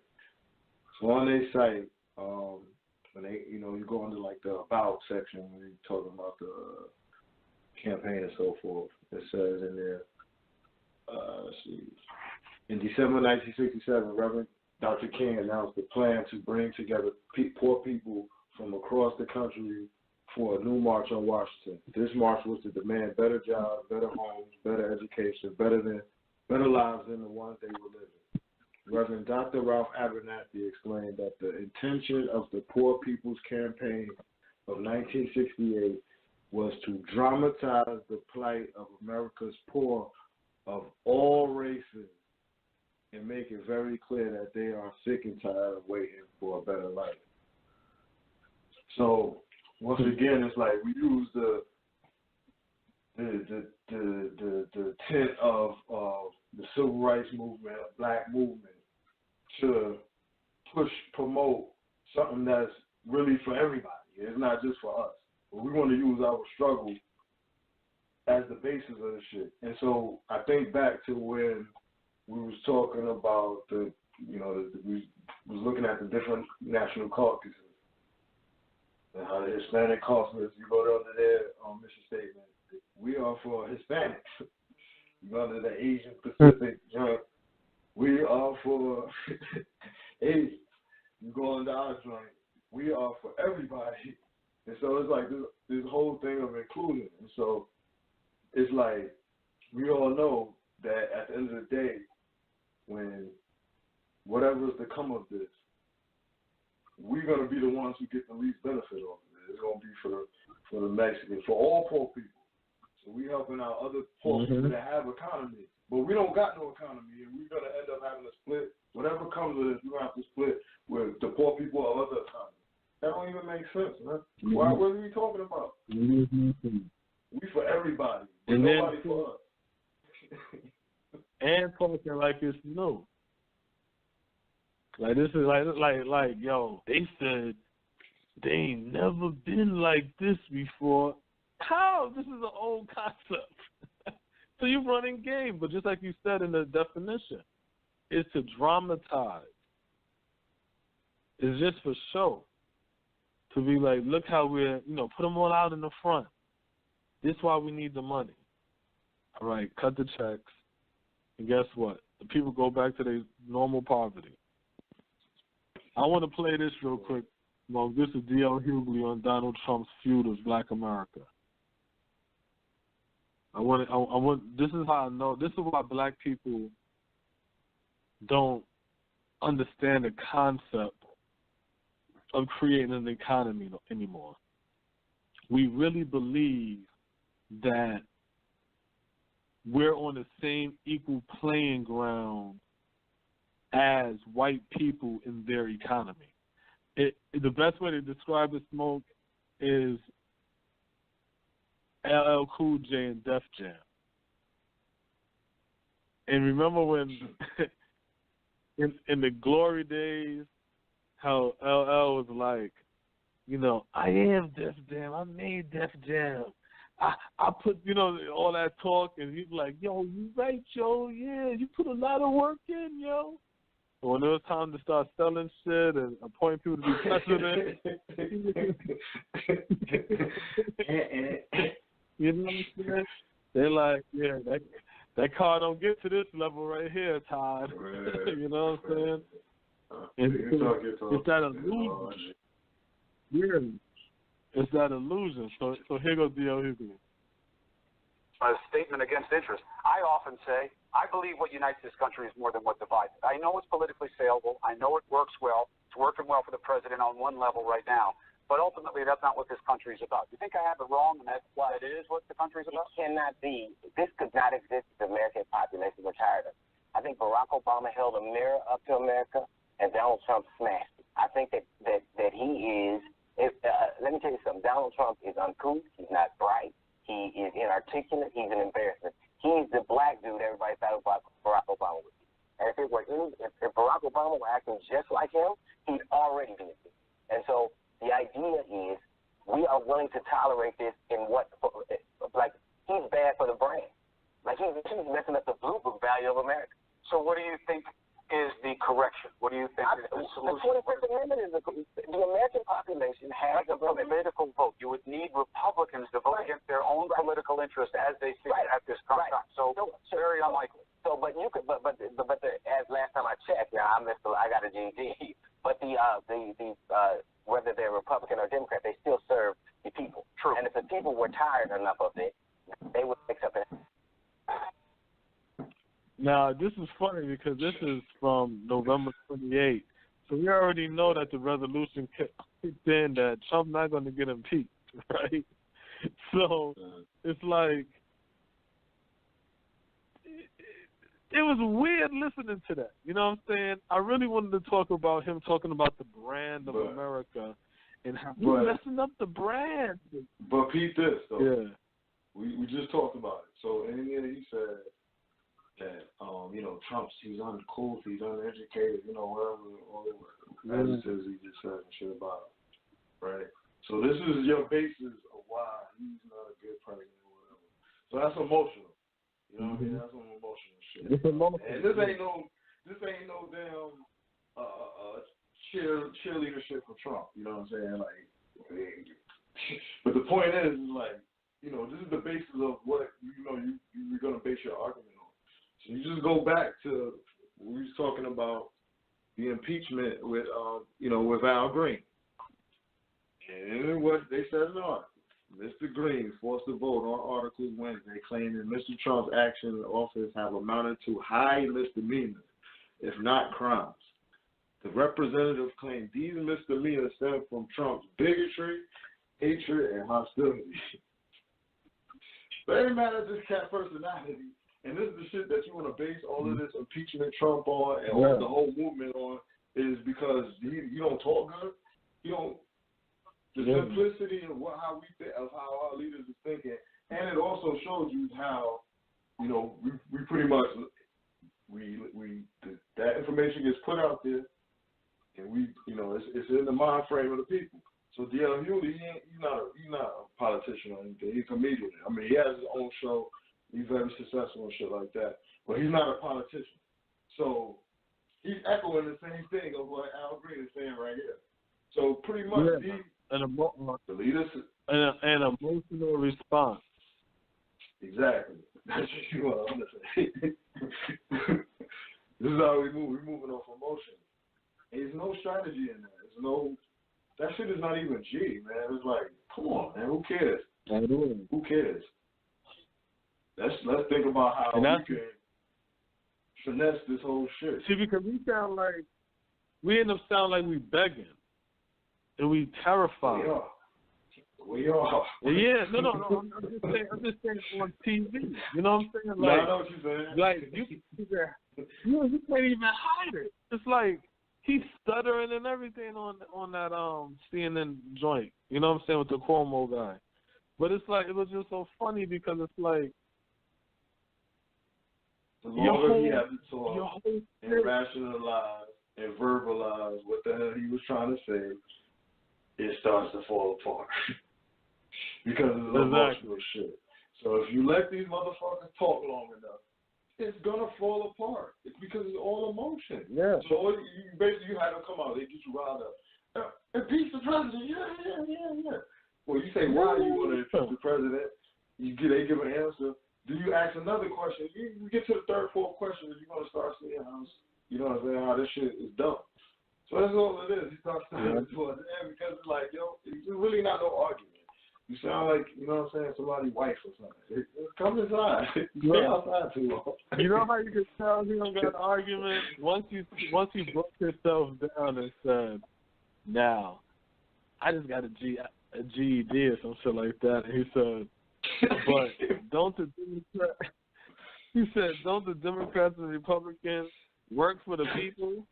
Once I said that, I'm like, you sound stupid as hell. Yeah, it's just like, and that's how it is. It's like, our people is listening to this shit, and then we just like, they grab onto that wave, and they just basically parakeet it back and forth. Yeah, it feeds into our emotional stage, that vulnerable stage that feeds into our insecurity.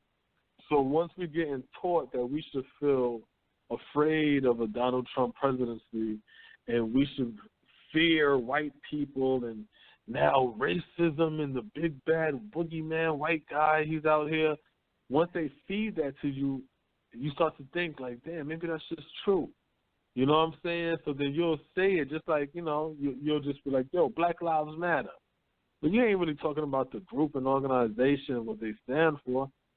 But you might see some shit and be like, yo, Black Lives Matter, yo. You know what I'm saying? And it's like, it's like that whole shit. It's like, that's just how I feel, yo. It's just like, yeah, because we know how it is with emotions. You know what I'm saying? It's like, right. Once you get emotional, that can affect you making a rational decision. Once you get emotional, something's gonna pass by that you needed to see. So you think about it when you irate. You arguing with somebody. You get emotional. You end up striking them. You go to jail. But you're not thinking right. Right. But if you wasn't emotional about it, you step back and say, well, all right, what should I do? What does this situation? It might entail walking away. It might entail moving this situation to another place. You know what I'm saying? Or whatever it is. Right. You more capable of conquering the situation when you take the emotion away from it, because you're gonna make a better decision. So as long as we get hyped, impeach the president, resist. Yeah. When they can come out and just say that the first 20 minutes of their little speech and shit. Reclaim my time.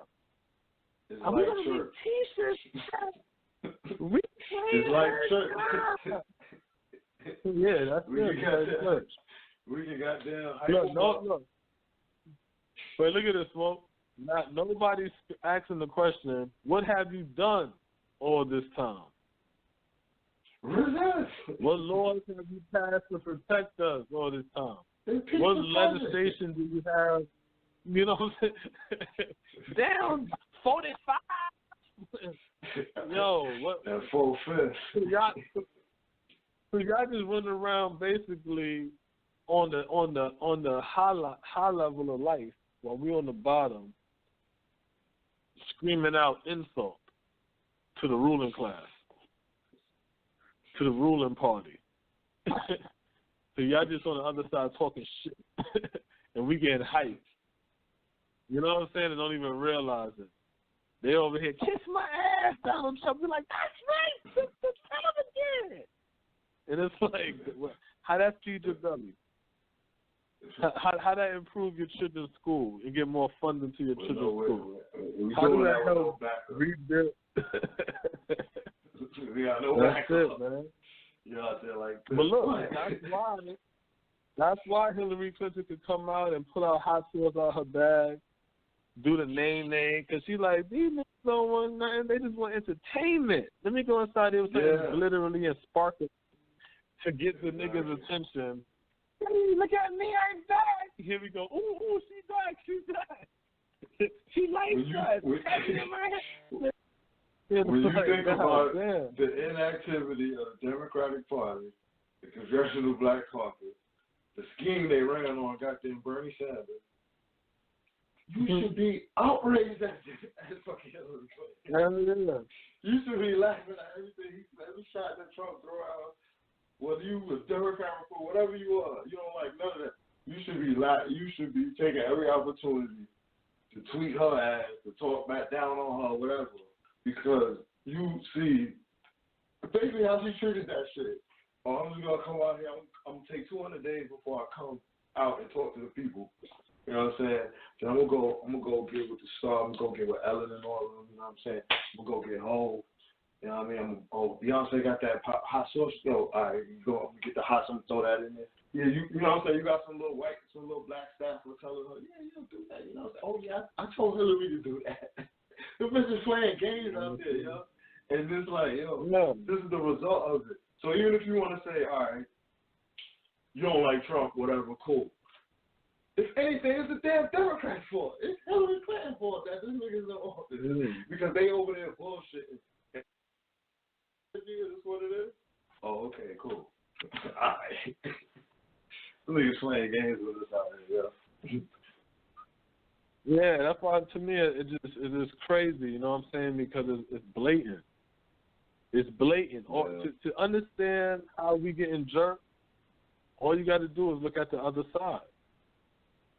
That's it. All of the hooping and hollering and all this shit they showing you on TV, I'm telling you. And it's showing itself to reveal itself to be that. All that shit is just so you don't uprise because you feel like somebody's fighting for you. So on television they keep, oh my God, I can't believe he said this. I can't believe he said that. I can't believe he's doing this. But he keep doing it. Oh, the travel ban. And remember when the travel ban got revoked and everybody cheered and celebrated? And that's right. Not my America. My America's built of immigrants. Well, the Supreme Court approved the travel ban. They kept telling them. And I said it during that show. They kept saying, they never said, yo, nah, man, this is unconstitutional. That's fucked up. Get that shit up out of here. No, they said, huh? Oh, there's errors over here. Correct these errors, Trump. Correct. I'll give you 6 more months to correct. Make a better argument, man. Come on, man. You can't just say kick them all out. Come on, Trump. You got to add a couple bit more words. Let your lawyer draft it up, man. Come on, man. You got to be a little slicker than that, man. You got to be in record. You came out with a check on it. Like, yeah. Block all of these. They're like, come on, man. Do better than that. Yeah, like, come on, man. You got to make it official. At least they telling you on television, they're like, oh, he's not even acting presidential. Acting? Why would you care if he was acting and playing the part? Oh, that's what God be doing. Oh. Keep the people quiet, you know what I'm saying? Fake pump people, you know what I'm saying? Okay. It's all a game, man. That's what I be saying. It's not, they talking directly. They talking. Like, they're not hiding this. Our people, our side is being hyped. You know what I'm saying? They telling us to be hype and shit and resist and do all that. They telling Trump cut it, calm it down a little bit. You're bugging. Yeah.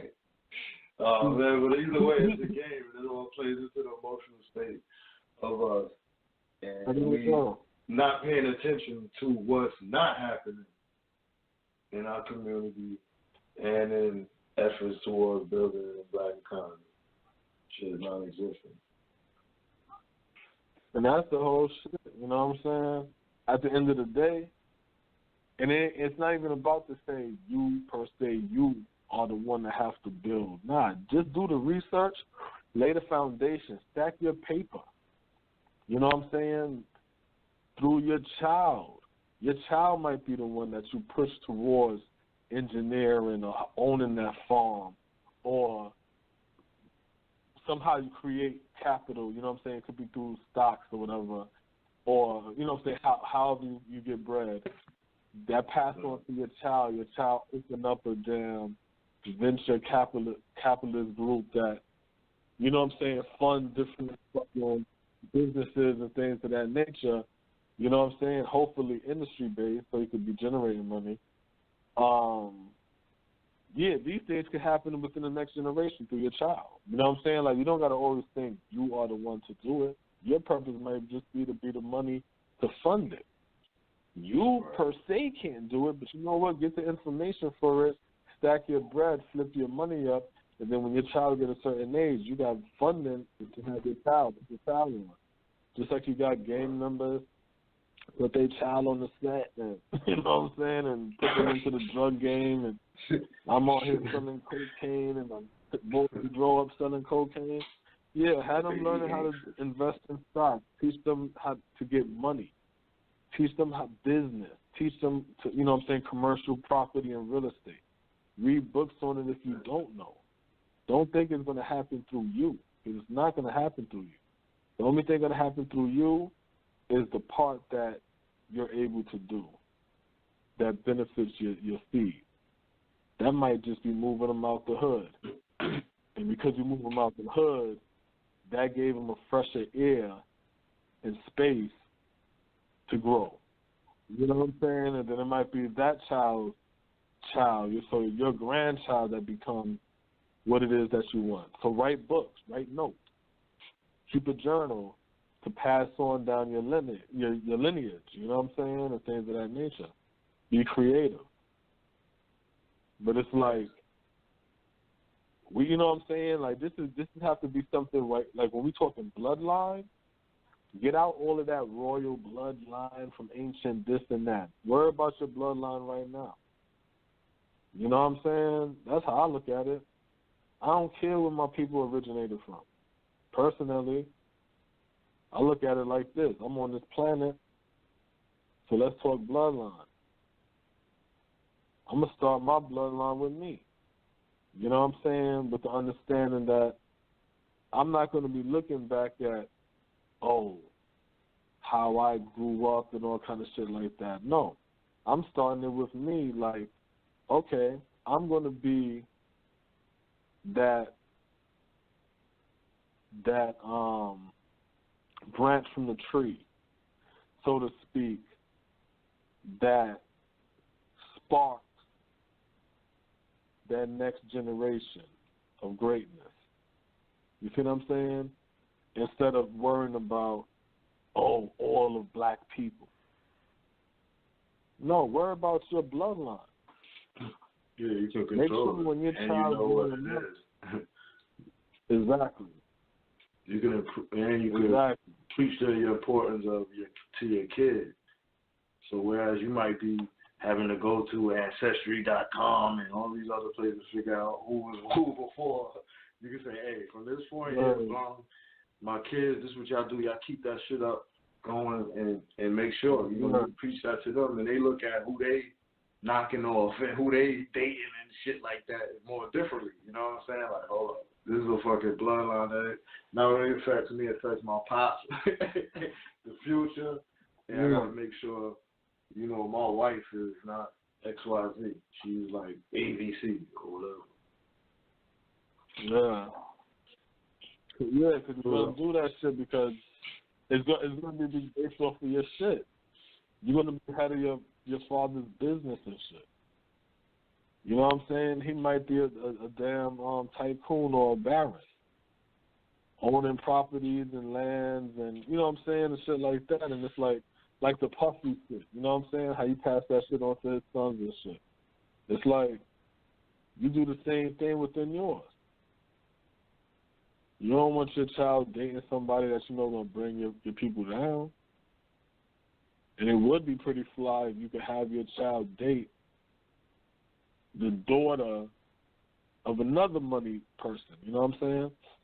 Yeah. So you like, damn, so now my son dealing with the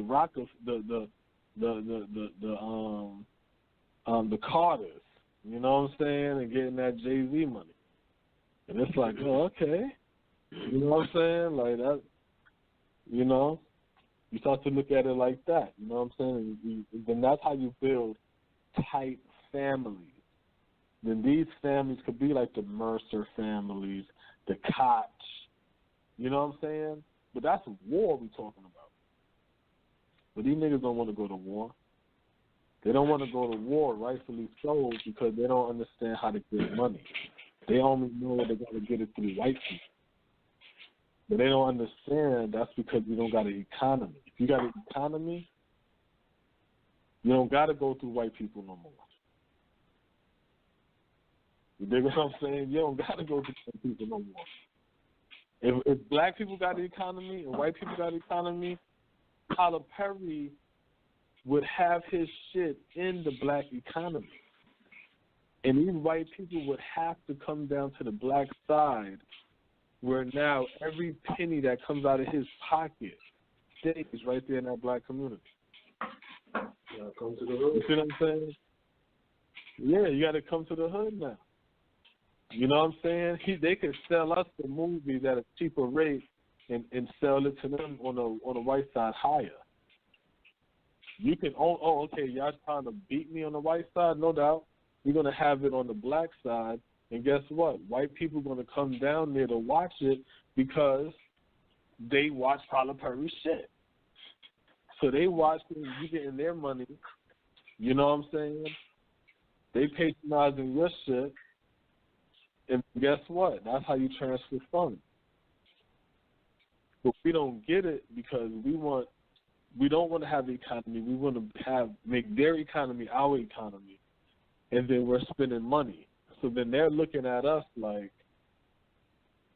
you know what I'm saying? Like, there's no value. I can see that shit whenever I want to. You know what I'm saying? They watch that shit in the privacy of their home.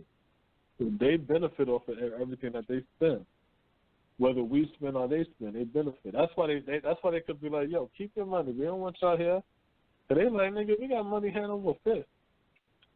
We don't need your little nigga dollars. We making so much money that we can turn away money. So we don't want you. We good. All money ain't good money. You know what I'm saying? That's what they saying this shit. And it's like we wouldn't even give a fuck in reality if we had our own economy. Because we'll be like, yeah, man, we don't fuck with those white places, man, because they fucking racist. They fucked up. You know, whatever terminology we use, and then good. Bring your ass here to the black side and spend that bread. Some of the good food that we got here, drink some of the good, you know what I'm saying, patronize this side of the people. If you one of them blacks that want to be around whites and you don't fuck with black people like that, all right, deal with white people in the way they treat you. Right. You know what I'm saying? Deal with that. But on the black side, shit, we chilling, man. We getting that bread. We let that money circulate. And then you'll have shows like Roland and shit like that be getting funded. The commercials will be black. The cartoons, the TVs, everything that we touch, we will have our own black shit because that's how the whole game works. It's through economy. Because we don't have an economy, we can't play the game properly. That's why we hate the game. That's why you hear so many black people talking about, nah, man, we got to get rid of capitalism. We got to destroy the capitalistic society. Nah, man. Capitalism is just a game. It's just a game. The reason why you can't play the capitalism game correctly is because you don't got an economy. Economy is money. That's the bag. Everybody chasing the bag. Everybody wants the bag, right? But guess what? If you had an economy, you wouldn't even have to chase the bag. Money would just be plentiful. You know what I'm saying? Right now we starving, so we chasing bags and shit. Money will be plentiful. That's how it is, man. That's fact, yeah. That's how it is. One of these days we'll get it. But it's current, till that day comes, yeah, till that day comes, real estate. Now, before we shut down the show, I wanted to give a nice little update on the national debt. I see the savings per family is $5,873. It's slowly declining. Like I said, when that money decreases, that's when I get nervous. But there's a lot of money getting pumped back into America, so I will say that. But yeah, man. The best thing to do is get your shit right. Everybody doing that cryptocurrency shit, y'all can have that. Bitcoin shit, y'all can have that. All that shit that happened is that shit to crash and you lose all your bread. And I saw Boyce Watkins was talking about it, that, you know, like he was saying, I didn't see the article, but you know, I guess from the headline it was like, you know, diversify your portfolio because Bitcoin or the, you know, cryptocurrency. So, you know, anybody interested in that, or at least from that angle, that could be a starting point to look at to kind of gauge how risky that shit could be, because there's a wave right now. No, the crypto coin shit is a waste of fucking money because you don't buy high. You don't buy high. That's something you're supposed to have had years ago, and then it ran they're up. coming out with a bunch of different ones. The Bitcoin is high, but they're coming out with like a lot of introductory ones, but there's no guarantee or no basis to really say that it's gonna work like the Bitcoin. So, you know what I mean? Yeah. You could be losing your money. And even with the Bitcoin, you just made the point of it's buying high. There's no I was looking at something else and they were saying that the market for Bitcoin never corrected itself. So there could be a correction one day where you might be buying it at 10,000 thinking like, yeah, it's going to 20,000, then it drops down to 6,000 and that's where it settles at. You lost mad bread. So you have to be careful because once they start talking about shit like that, it's possible that shit comes slow. It's in the atmosphere, so, you know, be careful with those investments, man. This what I'm saying. I can fuck with the Bitcoins. I'm back on those pennies and on those marijuana stocks because January kicking in, and that's when a lot of the more states is about to legalize recreational marijuana. So a lot of them stocks have to pump back up. So that's what I'm fucking with. They low, so the money get high. So, but yeah, we'll talk more about that shit, man. But yeah, it's 11/11. Like I said, the people, man, stop complaining. No economy, you have no power. So if you ain't trying to talk about economy and building one, then this is what the situation is when you don't do it. Outside of that, we got to get out of here. Peace. Smoke, got anything you got to say? Thanks for tuning in.